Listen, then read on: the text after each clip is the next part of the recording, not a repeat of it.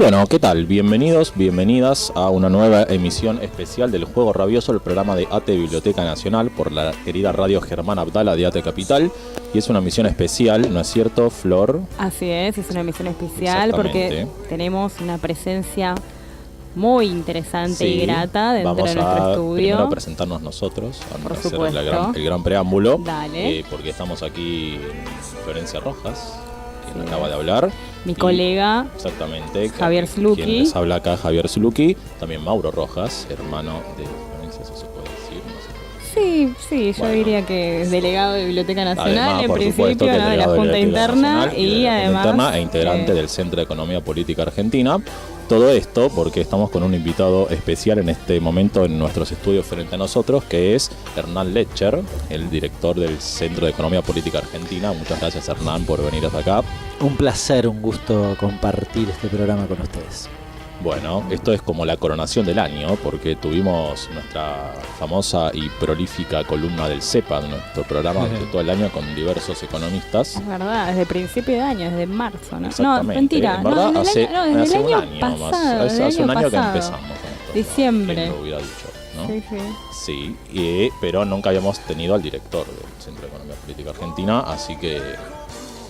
Bueno, seguramente Hernán estuvo todo el año esperando salir de acá en este programa. No. Tenía muchas ansiedad por estar acá. Por fin se invitaron le dio, a todos los demás.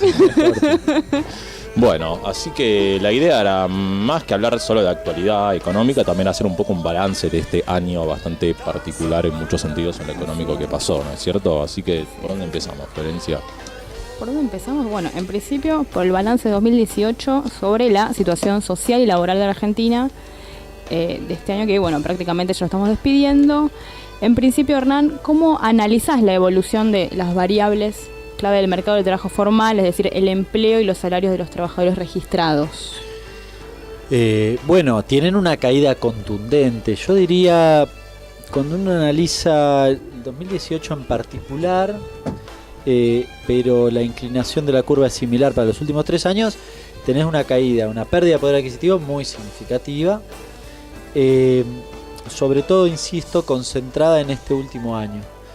El salario mínimo vital y móvil cayó aproximadamente 24%, el salario de los trabajadores registrados privados cerca del 20%. A ver, en términos datos concretos, se estima que aproximadamente van a aumentar en términos interanuales este año el salario de los trabajadores registrados en el orden del 25%, contra una inflación del 50%, digamos. No basta hacer el cálculo para darse cuenta la pérdida sensible que han sufrido los trabajadores. Una cosa muy particular de este gobierno, de este INDEC que no miente, muy entrecomillados. Un dato muy sintomático de eso es que el RIPTE es la evolución de los salarios, pero incluyendo los no registrados, se mueve en el año al 28, arriba del 28%.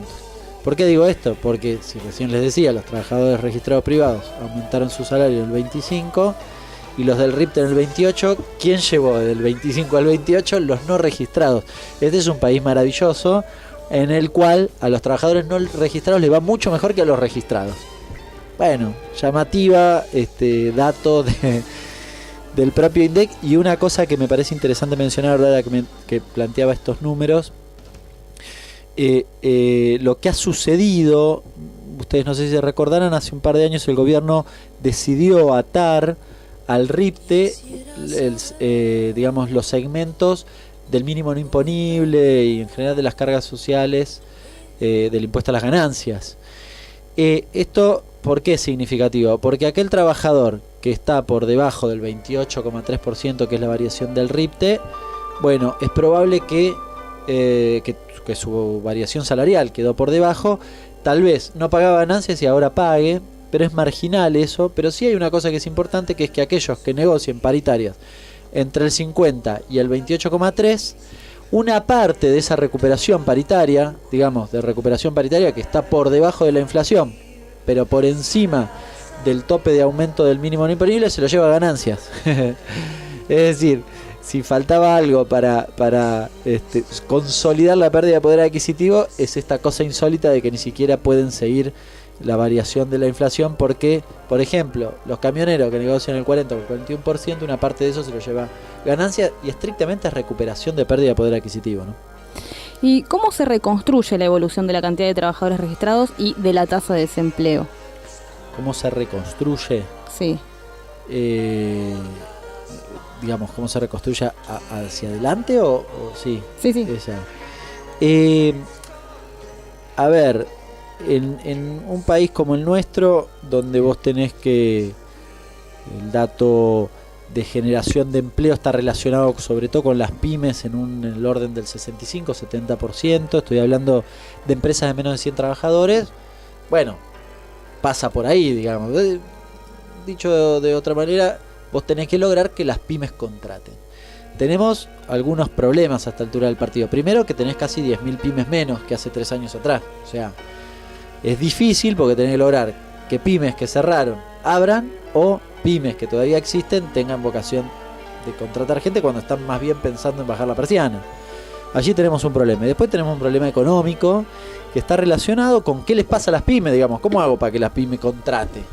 Entonces, y hoy tenemos una cosa que Axel ha bautizado como la tormenta perfecta, que son básicamente los 4 grandes temas que impactan en la vida de las pymes, que son el aumento de las tarifas, que está previsto que aumente el año próximo. Es decir, si yo pienso cómo modifico la evolución del mercado de trabajo, y debería modificar el presupuesto porque dice que van a quitar subsidios, con lo cual ahí tenés un primer problema. Segundo, las tasas de interés elevadísimas en un modelo económico que premia el negocio financiero. Parece difícil que esto vaya a cambiar. La apertura importadora, que no hay discusión respecto de qué hacemos con la apertura importadora. Ahora la devaluación de alguna manera persuade. Hoy salieron los datos vinculados a la cuestión del intercambio comercial. Entonces, bueno, ahí se ve que hay una caída de las importaciones, pero no hay una política respecto de proteger la producción local. Y finalmente, no por ello menos importante, diría que es el principal eje, es la caída del poder adquisitivo, lo que hablábamos al inicio. ¿Por qué esto es importante? Porque las pymes venden en el mercado interno, venden el 80, el 90% de su producción en el mercado interno. Si la gente no tiene plata, no mueves el amperímetro en términos de empleo, no mueves el amperímetro en términos económicos, porque además el consumo es el 70%, o explica el 70% del PBI, con lo cual alguno más futbolista diría es por abajo. Sí, efectivamente es por abajo, hay que poner plata abajo, porque si no es muy difícil que funcione.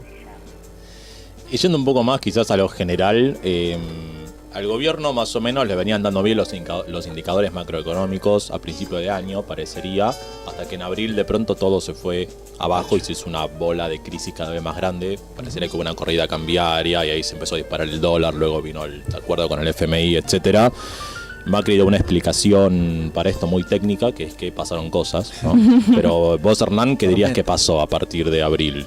¿Cómo lo analizás esta crisis? No, lo que pasó es que le tomaron el tiempo, le midieron el aceite, diría. ¿En qué sentido?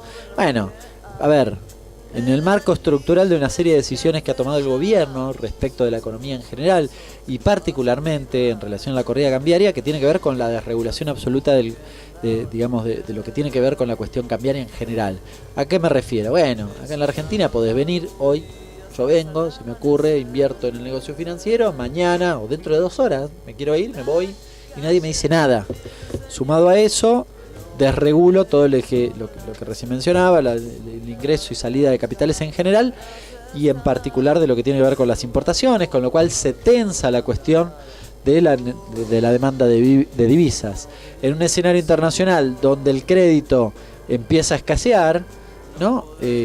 Bueno, todo ese combo. Y además vos liberalizás lo que tiene que ver con la liquidación de la cosecha. Entonces, en la Argentina, yo soy exportador de grano, puedo retener la cosecha hasta el tiempo que se me dé la gana, porque no tengo ningún vencimiento para la liquidación de la cosecha, con lo cual tenso más aún, o en realidad le doy herramientas a los pools ojeros exportadores a que, bueno, presionen lo que se le dé la gana. Les doy herramientas para que me presionen más a mí, Estado, para definir el tipo de cambio. Entonces, en ese escenario, bueno, lo que sucedió es que estaban incómodos. ¿Qué pasó cerca de abril? El gobierno había empezado muy, muy levemente a bajar la tasa de interés. Y entonces, bueno, en un escenario donde la mayor parte de las inversiones en la Argentina estaban relacionadas con el negocio financiero, los tipos dijeron, y no, ya esta tasa no me sirve tanto, y básicamente hicieron una corrida cambiaria que devaluó el peso en un 85%. Estamos viviendo en otra Argentina distinta a la de hace 6 meses atrás. No hay ningún debate al respecto, en el sentido de que todos coincidimos en eso. El salto inflacionario, la caída de la producción, digamos, se rompió la cadena de pago, pasó todo lo que pasó en este último tiempo, con un impacto sensiblemente negativo en la vida económica, digamos, pero es una crisis generada, no es que claro, esa era la otra pregunta, ¿cuánto cosas. fue producto de errores propios y cuánto de contexto internacional? Se habló, No. por ejemplo, de que justo la Fed de Estados Unidos subió la tasa de interés en ese momento.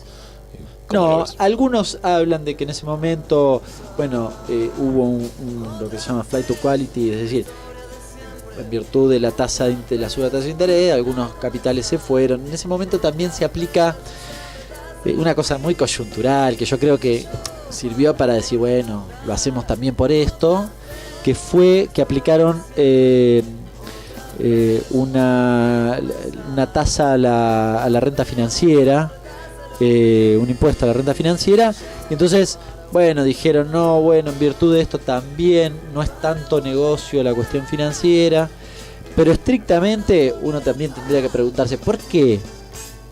Si es un problema de cuestiones internacionales, ¿por qué el resto de los países emergentes no tuvo la misma curva que la Argentina? ¿Por qué? Pasa cualquier cosa en el mundo y le pega a la Argentina. Yo recuerdo que hace 3 meses atrás discutíamos qué pasaba con la lira turca. Creo que prácticamente ningún argentino sabía que la moneda de Turquía era la lira turca, y empezamos a saberlo. ¿Por qué? Y porque lo que pasaba con la lira turca resulta que te impactaba en la góndola, una cosa casi esquizofrénica. Bueno, esto tenía que ver con la absoluta desregulación. Entonces, nada, como pasó en otros momentos de la historia, bueno, cualquier cosa impactaba en la Argentina, pero ese impacto estaba relacionado con políticas que se habían aplicado acá a conciencia, porque todo esto que mencioné no es que se hizo porque la pesada herencia, ninguna de esas cosas, sino que fueron gestos, concesiones que hizo el propio gobierno de Cambiemos al poder económico, ¿no? Y, a ver, entonces, esto significó el fracaso del gradualismo famoso levantado por el gobierno en los primeros años. Fuimos a una política de shock y eso se puede sostener a largo plazo. ¿En qué escenario estamos ahora? No, fuimos a una corrida cambiaria, ni política de shock, ni tampoco es el fracaso del gradualismo. Eso es lo que dice el gobierno, o un sector del gobierno. Para mí es un fracaso del modelo. que digamos, no es un problema de gradualismo, no es que con el shock nos hubiese ido mejor, yo diría nos hubiese ido peor, más rápido, y con el gradualismo nos iba a ir igual que como nos fue, digamos, no íbamos a terminar en otro lugar.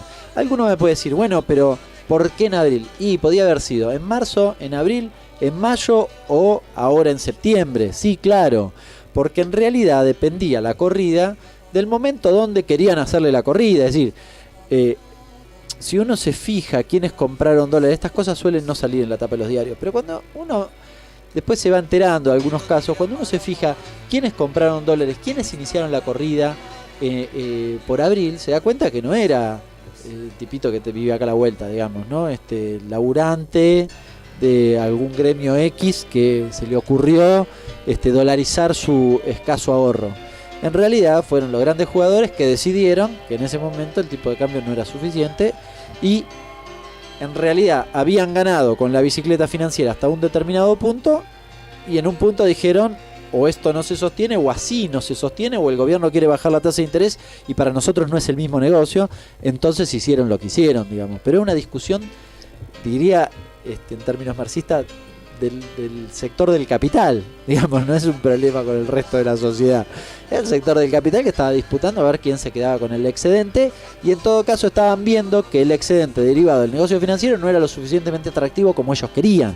Bien, en el marco de un modelo que de nuevo, que premia eso, con lo cual esa fue la discusión en el fondo. Eso no es ni gradualismo ni no gradualismo, es un modelo. Con shock o gradualismo el modelo fracasa igual. Definitivamente, hay un problema de modelo. Si vos querés generar empleo y lo que haces es tasa de interés al 60% con expectativa de inflación del 30%, y no te va a funcionar generar empleo con las pymes, es imposible. Hernán, ¿podemos decir que lo peor ya pasó?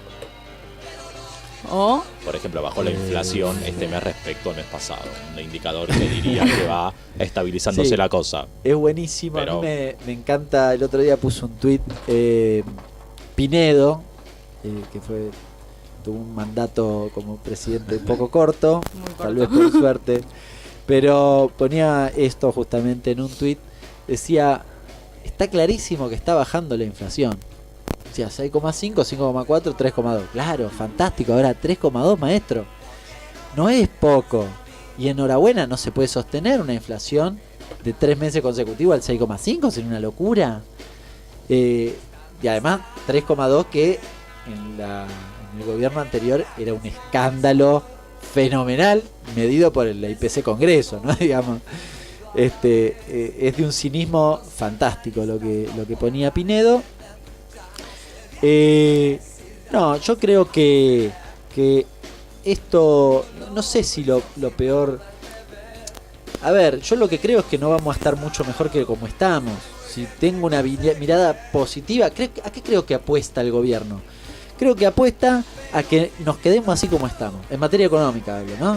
De hecho, cuando uno escucha a algunos funcionarios del gobierno o a algunos trascendidos, algunos periodistas afines que dicen, bueno, la protagonista de la próxima campaña electoral va a ser Patricia Bullrich, no es solo nosotros bancamos el gobierno, ¿no? Bancamos la política represiva de este gobierno, te tiro por la espalda sin preguntarte cómo te llamás ni nada de eso. No es solo eso es el análisis más inmediato, pero hay un segundo análisis, que es ¿qué oculta eso? Bueno, oculta los indicadores económicos. No, con el presupuesto hay que leerlo, no dice nada bueno para la Argentina, para lo que viene. Alguno me puede decir, bueno, pero eso significa que vamos a tener una devaluación del 85% como este año y una inflación del 50%. No, probablemente sea menos, tal vez sea menos, tal vez no, pero tal vez sea menos. Ahora, eso no significa que primero nos vaya bien, eso lo doy por descartado. Digo, yo creo que no hay prácticamente posibilidades de recuperación del poder adquisitivo, salvo un poquito los jubilados tal vez. Y en segundo lugar, difícilmente haya una recuperación de algo de lo perdido. Puede ser ínfimo. Un dato, 11,83 aumenta las jubilaciones de marzo del año próximo. ¿Cuánto va a ser la inflación de ese trimestre? ¿9%? ¿Cuánto van a recuperar? ¿2 puntitos? ¿3? ¿Perdieron? 15. Solo entre 2018 y 2017, ¿no? Perdieron 20 desde 2015. O sea, perdés 20, recuperás 3. Ese es el nivel que nos propone el gobierno, que no es distinto a lo que pasó en 2016-2017, ¿no? Es más o menos parecido. El 2018 es mucho peor que el 16. Y además tiene el acumulado del 16, que no es menor, porque digamos, vos perdiste 10, recuperaste 3 y después volvés a perder 15. Digamos, tenés otro problema, ¿no? Pero esto es lo que busca el gobierno, que la gente pierda poder adquisitivo para enfriar la economía, ¿no es cierto? En algún momento va a poder intentar que la economía se vuelva a crecer, o eso quedará para 2020, sea quien sea que está en el gobierno en ese momento. Sí, el crecimiento, ojo, porque es un engaña pichanga, digamos, pensado solo como crecimiento. Este gobierno no es que piensa en el crecimiento de un modelo que potencia la producción de bienes o el sector industrial. A ver, dicho de otro modo, si al campo le va muy bien, supongamos, vos podés tener que un crecimiento económico significativo. Ahora, en términos ortodoxos, no derrama. Bien, el campo no genera empleo, tiene 315.000 puestos de trabajo hoy y los tenía hace 15 años. Los mismos, poco menos. 8 años, tenía los mismos puestos de trabajo. No mueve el amperímetro. Es decir, y siempre es el 5% del empleo privado de la Argentina. Es decir, no importa la rentabilidad que vos le des, los tipos no van a derramar. Ahora, en términos de PBI te puede mostrar eso. Yo creo que hay varias cuestiones. Primero, el gobierno no apuesta a un crecimiento de la actividad económica que tenga efectos, digamos, sobre el conjunto de los trabajadores. No le importa, claramente no tiene esa intención. Yo no sé si quieren que el conjunto de los argentinos perdamos poder adquisitivo. Creo que es una herramienta que utilizan o que pretenden utilizar para controlar la inflación, la paz del cementerio. Bueno, no tenés más un mango, entonces no suben los precios porque nadie compra. Ahora, en ese contexto, lo que sí creo, más mirándolos de lo positivo, lo que tiene el gobierno como objetivo es hacer ganadores a determinados sectores. Hoy en la Argentina gana el agro, gana el negocio financiero y gana el sector de los servicios. El cuarto era la minería, no le fue bien, no porque Macri no quiso, sino porque los precios internacionales de los principales commodities de minería cayeron de manera sensible.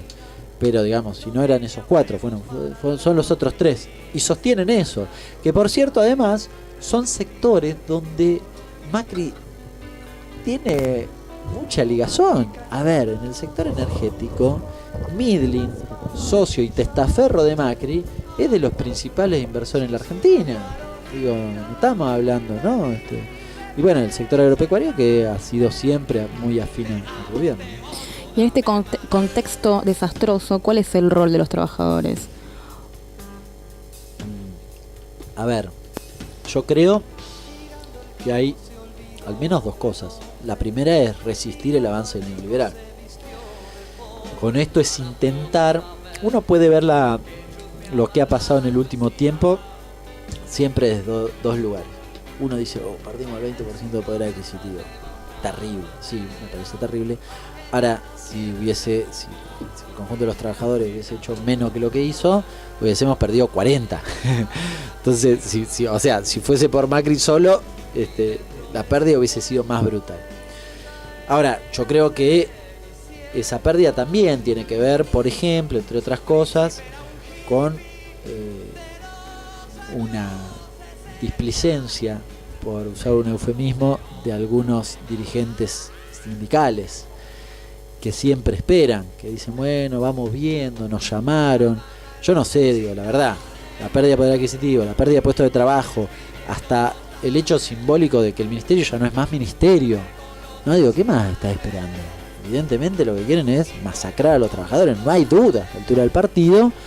Y lo que me parece es que en algunos dirigentes hay mucha quietud. Es raro, a ver, vamos a extrapolarlo o compararlo con otro ejemplo. En Francia subieron la nafta 3% y se armó un quilombo fenomenal. Terminaron Macron subiendo el salario mínimo 100 euros. O sea, nosotros perdemos el 20% de poder adquisitivo y no se incendia la Argentina, lo digo positivamente, ¿no? Pero no estamos todos en la calle reclamando. Hay algo que está pasando. Uno puede decir, bueno, había un colchón, sí, es verdad. Yo creo también en los procesos, en la celeridad del proceso, en el sentido de que cuando uno piensa, por ejemplo, lo compara con la década de los 90, fue más largo, entonces todavía no nos logramos acomodar los huesos, digamos, ¿no? Los trabajadores para decir, che, pará, nos están masacrando y organizarnos para salir de manera organizada y contundente, eso puede ser, pero no es menos cierto, digamos, que hay responsables también con nombre y apellido de que han mirado para otro lado y han sido muy sumisos, de nuevo, siendo muy eufemista, con las políticas de este gobierno, que las conocen y las conocen bien. Si vos aplicás las políticas que aplicaron, ¿cómo crees que le va a ir a los trabajadores? Es insólito cuando vos pensás que hace 3 años atrás también algunos sindicalistas estaban muchísimo más preocupados por el impuesto a las ganancias o por las discusiones de la participación de los trabajadores en las ganancias, y hoy estás discutiendo puestos de trabajo. 3 años después discutir puestos de trabajo, ¿no? Digamos, no sé qué más quieren ver para ver qué pasa acá, ¿no? Bueno, la meta básicamente económica del gobierno para el año que viene parece ser el déficit cero, ¿no? El famoso déficit cero. Lo que el gobierno le critica al gobierno anterior, al kirchnerismo, que gobernaba con un déficit del 3 o el 5% del PBI y quiere corregir eso para empezar a crecer, ¿no es cierto? El gobierno puede llegar a esto y es realmente un problema económico tener déficit. O sea, hubiera sido sostenible a largo plazo un déficit, parecería más crónico como había antes, o de alguna forma habría que corregirlo, quizás no de esta manera. ¿Vos cómo lo ves? A ver, un par de cuestiones. Primero, el déficit tan cuestionado por el gobierno anterior se incrementó con Macri, al menos hasta el año pasado, que si uno lo mide con la medición, porque además en el medio hicieron un cambio metodológico en la forma de medir, recontra trucha, contramano lo que dicen las normas internacionales, increíble. ¿El nuevo INDEC hizo eso? Okay. Sí, exactamente. En realidad el déficit lo hace Hacienda, no lo hace INDEC. Vos tenías de déficit 4,5. Creo que en el 2015 el déficit más alto del gobierno anterior creo que estuvo en 3,8. Es decir, vos superaste el déficit de manera creciente. Y claro, si eliminaste las retenciones, ¿qué esperaba? Si redujiste, casi que eliminaste el impuesto a los bienes personales, ¿qué esperaba? Y además pongo esos dos ejemplos porque no es que, digamos, se te tensó el déficit fiscal porque quitaste el impuesto a las ganancias, que era para los trabajadores, que era lo que habías dicho que ibas a hacer. No fue eso. Quitaste las retenciones y metiste más presión impositiva a los sectores de los trabajadores. Esto es lo que pasó. Entonces, y bajaste también a las jubilaciones.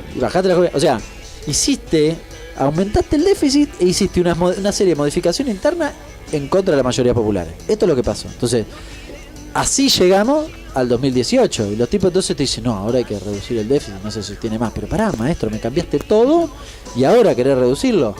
Yo de todas formas, para mí es una gran falacia eso de que no podés sostenerte con déficit. El problema es cómo financiás ese déficit. Prefiero hartamente el tan cuestionado emisión monetaria, porque si la emisión monetaria, o sea, tu financiamiento era con emisión monetaria a una tasa de inflación del 25% y a salario del 30%, dale que va, ¿cuál es el problema? Digo, me parece que uno debería ir planificando para sostener un crecimiento en el tiempo la evolución de las variables en su conjunto, no solo el déficit. Entonces tal vez uno podría decir, bueno, tendríamos que ver que el déficit no se incremente o que se mantengan determinados niveles. Ahora, en un contexto donde vos promovías el crecimiento, porque esto también es importante. Te dicen, no se sostiene el déficit porque es como una casa, no podés gastar más que lo que tenés. No, maestro, no es así. Las empresas, yo le pongo otro ejemplo, en las empresas usan la plata ajena, se endeudan para crecer, con lo cual te sugiero que copies no a la familia, sino que copies a la empresa, que es lo que hacen más bien los estados. O sea, si yo te puedo usar la plata que no es mía y genero un crecimiento que me financia el endeudamiento, ¿cuál es el drama? No, el endeudamiento me refiero a la emisión o al déficit. Pero ¿cuál es el problema? Al contrario, no me parece para nada mal. O sea, con el gobierno de SEOS es un gobierno de amos de casa, parece, ¿no? Según lo que dice. Claro. Entonces, pero además, detrás de esa discusión de la reducción del déficit, es una reducción del déficit con todas esas modificaciones previas y además la reducción ahora se hace también teledirigida.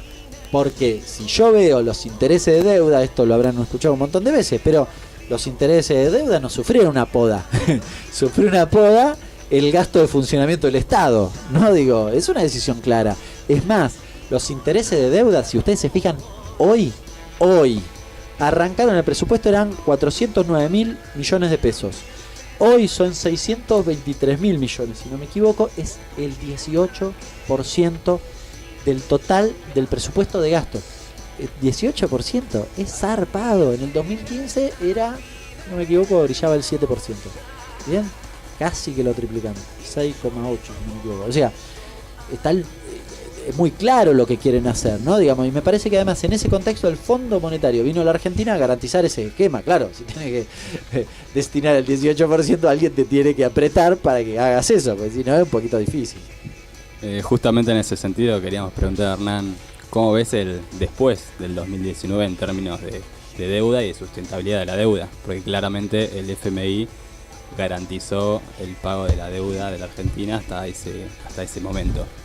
¿Qué escenario planteás después del cambio de gobierno en términos de deuda? Bueno, dos cuestiones hiladas. La primera de ellas es, lo digo más en el plano político, el Fondo Monetario está jugando en el proceso electoral del 2019.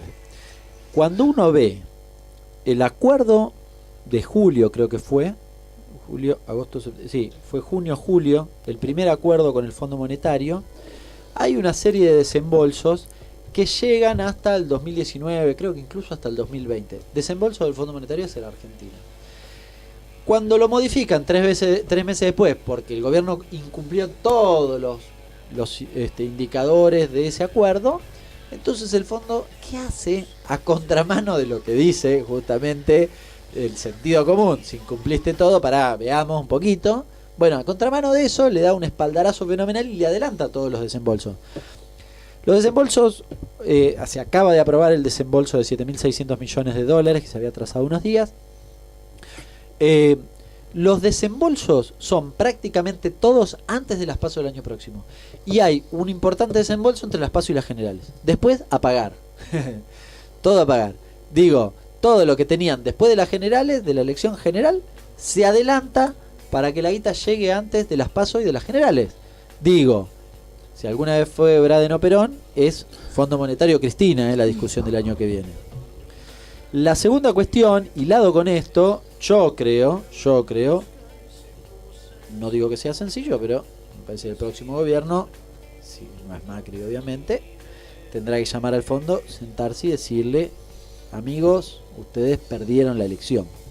Entonces, todo lo que plantearon y todas las presiones que pretenden plantearnos, no corren, y renegociar esa deuda. Sí, renegociar esa deuda. No existe en el mundo, yo a veces discuto con algunos economistas que te dicen, no, lo que pasa es que no se puede renegociar deuda con organismos internacionales de crédito. La pindonga, le diría.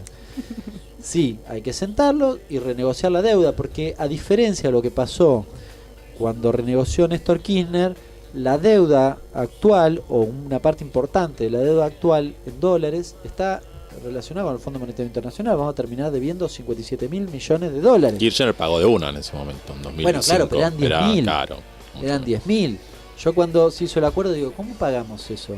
¿Cuándo vamos a juntar 57.000 millones de dólares los argentinos para pagarle cash y decir, chau amigos? No existe nunca más en el mundo.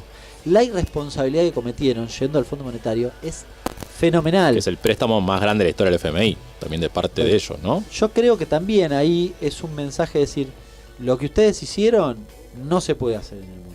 Y ahora se lo vamos a hacer 5 veces más, ¿sí? O sea, de 10.000 a 57.000, para que nunca más puedan deshacerse del fondo, como dijo Néstor Kirchner. Con un aditamento además.